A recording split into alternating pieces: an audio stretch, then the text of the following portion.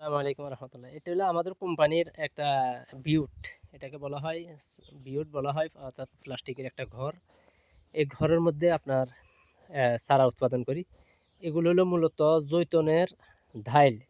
জৈতনের ঢাইল কাটি শীতকালে এগুলো লাগানি হয়। শীতকালে শীতকালে লাগাইলে গরমকালে আস্তে আস্তে এগুলা পরিপূর্ণ শিকড় ছাড়ে। শিকড় ছাড়ার পরে আবার এই ঢাইলাগুলা বিক্রি করা হয়। এই ঢাইলাগুলা নিয়ে আবার মানুষ লাগাইলে ওখান থেকে জৈতন উৎপাদন হয়। তো এই যথেষ্ট আলহামদুলিল্লাহ যথেষ্ট গাছ হয়েছে। আবার কিছু মিস গেছে, যাওয়া গাছগুলো আবার এই যে পরিষ্কার করে রাখা হয়েছে। এই গাছগুলা পরিপূর্ণভাবে আবার ফিরে আসবে আগামী বছর। পাতা টাতা বা শিকড় ছাড়ি আগামী বছরের জন্য রেডি হবে। আর এগুলা এখন আপাতত রেডি আছে, এগুলা বিক্রি হইতেছে মোটামুটি, এবং বিক্রি হয়ে যাবে ইনশাল্লাহ।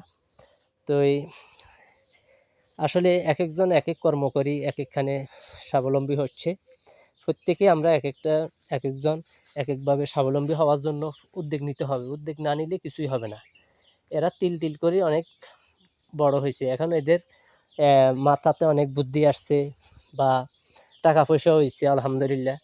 তো এইসব মিলাই এরা এখন স্বাবলম্বী। এগুলো হলো আঙ্কুরের চারা। শুধু আঙ্কুরের ঢাইল কেটে আপনার বালুর মধ্যে বালু পিষে বালুর মধ্যে ঢুকে দিচ্ছে। আলহামদুলিল্লাহ এখন পরিপূর্ণ আঙ্কুর গাছ হয়ে গেছে। এখন কাস্টমার কিনে নিয়ে লাগাইবো, এরপরে যাই আঙ্কুর ধরা শুরু হইব। তো এগুলো আসলে বুদ্ধির বিষয়, চালানের বিষয় এবং দক্ষতার বিষয়, সব মিলাই বুদ্ধি থাকলে টাকা থাকলে অনেক কিছু করা সম্ভব। সালামু আলাইকুম রহমতুল্লাহ।